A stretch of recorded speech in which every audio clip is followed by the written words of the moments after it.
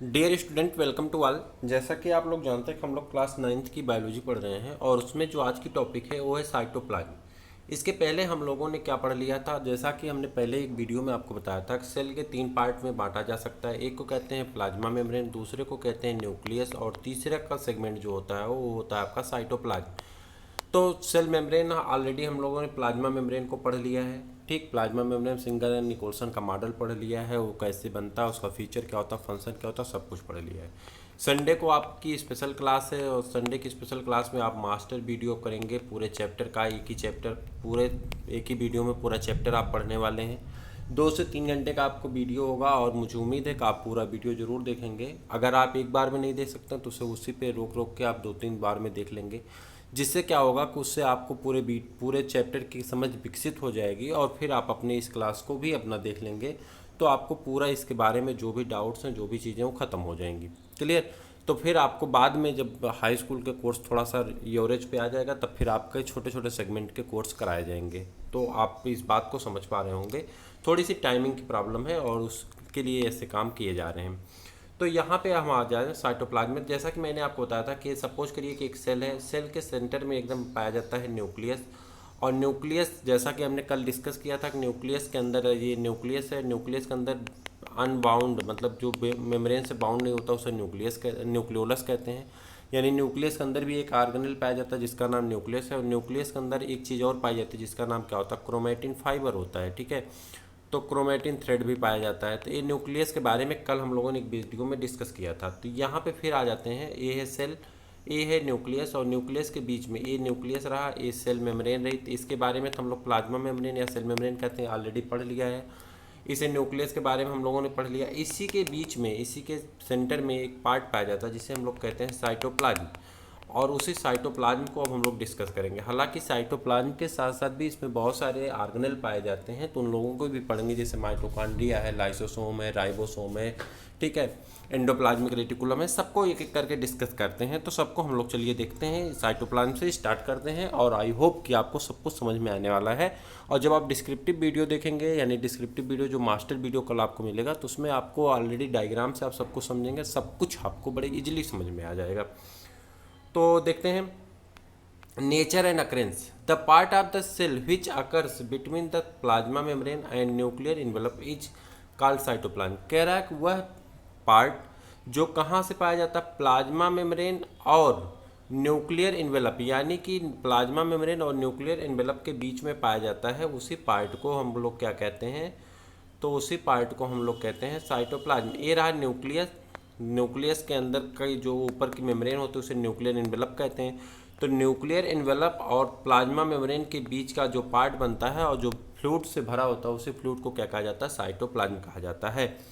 Cytoplasm consist of an aqueous ground substance that cystosol containing a variety of cell organelles and other inclusions such as insoluble waste and the storage of product starch, glycogen, lipid etc. कह रहा है कि जो ground substance है, जो एक पदार्थ होता है साइटोप्लाज्म, इसमें बहुत सारी चीज़ पाई जाती हैं, जैसे साइटोसॉल है और बहुत सारे उसमें क्या पाए जाते हैं, ऑर्गेनल भी पाए जाते हैं। उसमें बहुत सारे बेस्ट पदार्थ भी पाए जाते हैं, जैसे और बहुत सारे पदार्थों को स्टोर भी करता है, जैसे कि स्टार्च को, ग्लाइकोजन को और लिपिड को। स्टार्च आप जानते हैं पॉलीसेकेराइड है जो कि प्लांट में बनता है। जब प्लांट के पास भोजन एक्सेस हो जाता है, एक्सेस अमाउंट में ग्लूकोज होता है, तो इसे स्टार्च में कन्वर्ट कर देते हैं। और जब हम लोग ज़्यादा खाना खाते हैं तो ग्लूकोज बहुत ज़्यादा हो जाता है, पार्टी वार्टी में आप जाते हैं भूल जाते हैं कितनी मिठाई खानी है, तो खूब ज़्यादा खा लेते हैं, ग्लूकोज खूब ज़्यादा खाते हैं, खूब ज़्यादा मीठा भी खाते हैं, उतना खूब ज़्यादा खाना भी खाते हैं और काम तो कम करते हैं। तो क्या होता है कि आपकी प्रतिष्ठा बढ़ने लगती है। प्रतिष्ठा मतलब आपकी तोंद निकलने लगती है। जब तोंद आपकी निकलने लगती है, वो एक मतलब एक टंग भाषा है, तो उसको आप समझिए, प्रतिष्ठा मतलब तोंद होता नहीं है। तो जब तोंद निकलने लगती है तो इसका मतलब कि उसमें ग्लाइकोजन इकट्ठा होने लगता है। आपने देखा होगा फैट गो का प्रचार आता है तो उसमें कहता है कि फैट की लेयर है, आसानी से डाइजेस्ट नहीं होती है। तो वही चीज़ें हैं, यहाँ पे ग्लाइकोजन का फॉर्मेशन हो जाता है जो कि पॉलीसेकेराइड है, आसानी से डाइजेस्ट नहीं होती और लिपिड बन जाता है, फैट बन जाता है। क्लियर? अब इसके अंदर जो सेल ऑर्गेनल पाए जाते हैं, जैसे कौन कौन से, ए सेल ऑर्गेनल है perform different functions with the help of the various membrane bound organelle. Some cell organelle are, कुछ सेल ऑर्गेनल के बारे में दिए गए जैसे कि एंडोप्लाज्मिक रेटिकुलम, ठीक है, इसे सेल स्केलेटन भी कहते हैं। राइबोसोम इसे प्रोटीन फैक्ट्री कहते हैं। गाल्जी अपरेटस इसे क्या कहते हैं, गाल्जी अपरेटस इसे कहते हैं ट्रैफिक पुलिस कहा जाता है। ठीक है, लाइसोसोम इसे suicide bag of the cell कहते हैं। Mitochondria power house of the cell कहते हैं। प्लास्टिड इसे क्या कहते हैं, तो इसको कुछ नहीं कहते हैं, इसका नाम अलग अलग है। जैसे इसमें क्लोरोप्लास्ट होता है, क्रोमोप्लास्ट, ल्यूकोप्लास्ट। क्लोरोप्लास्ट को क्या कहते हैं, ग्रीन पिगमेंट कहते हैं। क्रोमोप्लास्ट को कलर्ड पिगमेंट कहते हैं और ल्यूकोप्लास्ट को कलरलेस पिगमेंट कहते हैं। ठीक है, इसके 3 पार्ट होते हैं, बाद में हम लोग पढ़ेंगे सबको एक एक करके। फिर उसके बाद क्लोरोप्लास्ट को यहाँ पे आपको विस्तृत रूप से पढ़ना है, तो उसको दिया गया है। ठीक है, वैक्यूल्स होते हैं और पराक्सीसोम होते हैं। तो इतने सारे ऑर्गेनेल को आपको इसमें डिस्कस करना है, साइटोप्लाज्म में पाए जाने वाले इतने ऑर्गेनेल को आपको डिस्कस करना है, एक एक के बारे में, सबका फुल फॉर्म, उसका नाम, उसके क्राइटेरिया, उसके फंक्शन, उसके अकरेंस, सब कुछ आपको पढ़ने हैं 9th को। और 9 को आप 9th में हैं तो 9 को आपको पढ़ना पड़ेगा। क्लियर। तो नेचर एंड अकरेंस, सबसे पहले स्टार्ट करते हैं किसको, एंडोप्लाज्मिक रेटिकुलम को। साधारण में इसे ER कहते हैं ताकि हम इसे आसानी से समझ सकें, छोटा नाम इसका एब्रीवेशन नेम है। तो आगे बढ़े, नेचर एंड अकरेंस, कहाँ पे ये पाए जाते हैं और इनका स्वभाव कैसा होता है।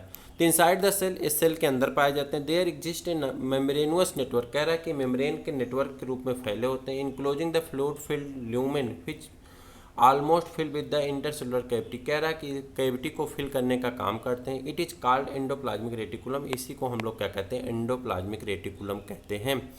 एट वन एंड, इसका एक एंड जो एक किनारा होता है endoplasmic reticulum, connected to the outer membrane of nucleus, जो न्यूक्लियस के आउटर मेम्ब्रेन से कनेक्ट होता है। And the other end of the plasma membrane, और दूसरा एंड किससे कनेक्ट होता है, प्लाज्मा मेम्ब्रेन से कनेक्ट होता है। Endoplasmic reticulums occurs in the 3 form, endoplasmic reticulum 3 अवस्था में पाए जाते हैं। कौन कौन से, सिस्टर्नी है, क्लोज्ड कहते हैं इसे, ठीक, फुल फ्लूइड फिल्ड सैक हैं, वेसल्स, वेस्किल्स और ट्यूबुल्स। तो इसकी संरचना कैसी बनेगी हम आपको भी बताते हैं। इट इज़ 2 टाइप, कितने प्रकार के होते हैं, 2 प्रकार के होते हैं। रफ एंडोप्लाज्मिक रेटिकुलम, जैसे कि ER, rough endoplasmic reticulum. It attach on its surface for the synthesising of the protein, ये प्रोटीन के सिंथेसाइजिंग के लिए हेल्प करते हैं। स्मूथ एंडोप्लाज्मिक रेटिकुलम दूसरा होता है, smooth endoplasmic reticulum SER is without ribosome, इसके ऊपर राइबोसोम नहीं पाया जाता है। एक मेम्ब्रेन है जिसके ऊपर राइबोसोम के मॉलिक्यूल पाए जाते हैं, तो खुरदुरी नज़र आती है जिसे रफ कहते हैं। जिसके ऊपर नहीं पाए जाते, वो चिकनी होती है, तो उसे क्या कहते हैं, स्मूथ एंडोप्लाज्मिक रेटिकुलम, यानी चिकना एंडोप्लाज्मिक रेटिकुलम कहा जाता है। अब इसका स्ट्रक्चर रहा, इसमें देखिए सब कुछ दिया गया है, कैसे कैसे एंडोप्लाज्मिक रेटिकुलम है। इसका एक सिरा किससे जुड़ा हुआ है, तो एक सिरा इसका न्यूक्लियर मेम्ब्रेन से जुड़ा हुआ, बाकी और सिरे इसके क्या है, स्वतंत्र रूप से टहल रहे हैं। इसी में कहीं पे क्या बन जाता है, देखिए यहीं पे दिया सिस फेज है, राइबोसोम, इसमें देखिए एक सरफेस पे राइबोसोम लगी हुई है, तो जिस पे राइबोसोम लगी उसे रफ एंडोप्लाज्मिक रेटिकुलम कहते हैं। देखिए यहाँ पर लिखा गया, और जिस पे राइबोसोम नहीं लगा हुआ है, जैसे ये अंदर वाली लेयर है, तो इसको क्या कहते हैं, स्मूथ एंडोप्लाज्मिक रेटिकुलम कहते हैं। क्लियर।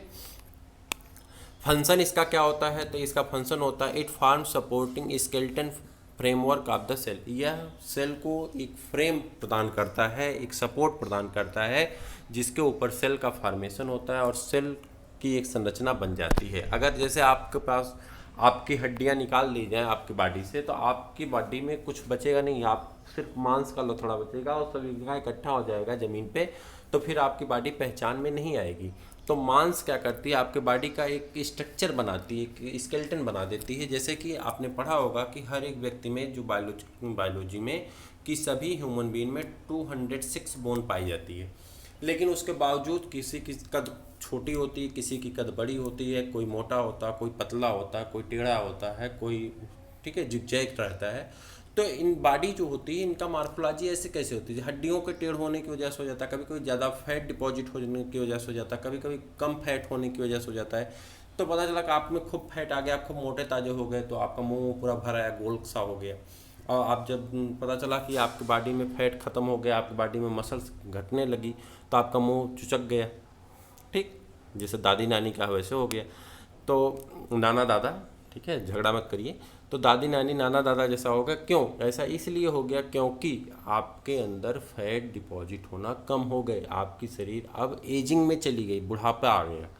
तो इसके लिए क्या होता है कि आपको न्यूट्रिएंट लेने होते हैं, अच्छे न्यूट्रिएंट लेने होते हैं, जिससे सेल आपकी क्या होती है, बहुत बेहतरीन बनी रहती है। आपने देखा होगा जब मिस यूनिवर्स, मिस वर्ल्ड या मिस स्टेट चुनी जाती हैं तो उन्हें आपने देखा होगा तो आपको सोचते होंगे कि इससे अच्छे अच्छे तो हमारे क्षेत्रों में पाए जाते हैं, तो इनको क्यों चुन रहे हैं। तो ऐसा उसको बाद में पता चलता है आपको कैसा इसलिए चुना गया क्योंकि उनके बॉडी के जो सेल होती है, जो टिश्यू होते हैं, जो आर्गन होते हैं, उनमें कितनी स्ट्रेंथ है, कितनी मजबूती है, कितना फीचर उसके अच्छे हैं, उसके क्राइटेरिया चुना जाता है। हम लोग किसको चुनते हैं, जो देखने में अच्छा लगता है उसे मान लेते हैं कि अच्छा, भले उसके अंदर लाखों बीमारियां हों, ऊपर से देखने में अच्छा लग रहा था, डेकोरेट हुआ है तो अच्छा है, फिर क्या कहते हैं उसको, हाँ, मेकअप का कमाल है। क्लियर। तो यहाँ पे कह रहा है कि एक सपोर्टिंग आर्गन है जो आपको एक फ्रेम प्रदान करता है, जिस फ्रेम से आपके सेल का निर्माण होता है, सेल स्ट्रेंथ बनाए रखती है। सेकंड क्या है, endoplasmic reticulum provide the pathway for the distribution of nuclear material from one cell to the another cell. कह रहा है एक सेल से दूसरे सेल में पदार्थों को प्रदान करने का, यानी मटेरियल को ट्रांसपोर्ट करने का भी काम करवाता है। Certain enzyme present in smooth endoplasmic reticulum synthesise fat, जैसे कि लिपिड बनती है, स्ट्रॉल बनता है और कोलेस्ट्रॉल का फॉर्मेशन होता है। And rough endoplasmic reticulum is concern with the transport of protein which are synthesise by the ribosome on the surface.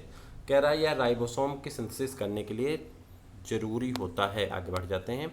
Difference between, आपसे यही ज़्यादा पूछा जाता है कि आपको डिफरेंस बताना होता है एंडोप्लाज्मिक रेटिकुलम और स्मूथ एंडोप्लाज्मिक रेटिकुलम में, रफ एंडोप्लाज्मिक रेटिकुलम और स्मूथ एंडोप्लाज्मिक रेटिकुलम में। तो आप इतना याद कर लेंगे तो आपका काम आसानी से हो जाने वाला। रफ एंडोप्लाज्मिक रेटिकुलम की बात करें, it content flattened sac called cisternae. कह रहा है कि इसमें एक फ्लैटेंड चिपटी सैक पाई जाती है, थैलिया पाई जाती है, जिसे सिस्टर्नी कहते हैं।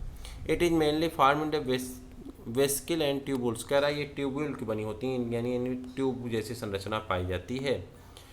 रफ एंडोप्लाज्मिक रेटिकुलम जाते हैं तो ribosomes are attach outer surface of the body. कह रहा है राइबोसोम इसके सरफेस से अटैच होता है, जबकि इसके सरफेस से कोई राइबोसोम अटैच नहीं होता स्मूथ वाले से। It is specialised synthesis for protein. यह चूंकि राइबोसोम है, और राइबोसोम को क्या कहा जाता है, प्रोटीन फैक्ट्री कहा जाता है। तो राइबोसोम लगा हुआ है तो अपना काम तो करेगा ना, जो बिजनेसमैन हो तो बिजनेस करेगा, वो तो गौमूत्र बेच करके भी बिजनेस कर लेगा। ठीक है। तो यहाँ पे क्या होता है कि ये राइबोसोम लगा, प्रोटीन की फैक्ट्री है तो प्रोटीन की सिंथेसिस करने लगता है, जबकि इस पर जो स्मूथ एंडोप्लाज्मिक रेटिकुलम होता है, it specialised synthesis for lipid and steroid. कह रहा है एस्टेरॉयड के सिंथेसिस करते हैं। और it is abundant in the exocrine pancreatic, आगे क्या है भाई, cell and antibody secretion plasma cell. और ये क्या काम करता है, it is abundant liver and the testicular cell synthesise steroid hormone. तो इस प्रकार से आपका एंडोप्लाज्मिक रेटिकुलम और साइटोप्लाज्म, ये दो टॉपिक आपकी होती है कंप्लीट। इसके बाद के आगे की वीडियो हम लोग पढ़ेंगे और समझेंगे कि करके। लेकिन आपसे एक गुजारिश है कि आप इस वीडियो को अपने फ्रेंड तक पहुंचा दीजिए, ज़्यादा लोगों को शेयर नहीं करना। जिसको आप जानते हैं हाँ ये आपका क्लोजली फ्रेंड है, इसको नीड है इस चीज़ की, उसको चाहिए ये चीज़ें, उसको पहुंचा दीजिए ताकि वो इजली इस नोट्स को लिख सके, पढ़ सके, समझ सके। उससे आपको भी वो दुआ देगा और मुझे तो देगा ही, मैं पढ़ा रहा हूँ ना। तो इसी सब उद्देश्य और विश्वास के साथ हम लोग विदा लेते हैं, फिर मिलते हैं किसी और वीडियो में। तब तक के लिए इजाज़त दीजिए। जय हिंद।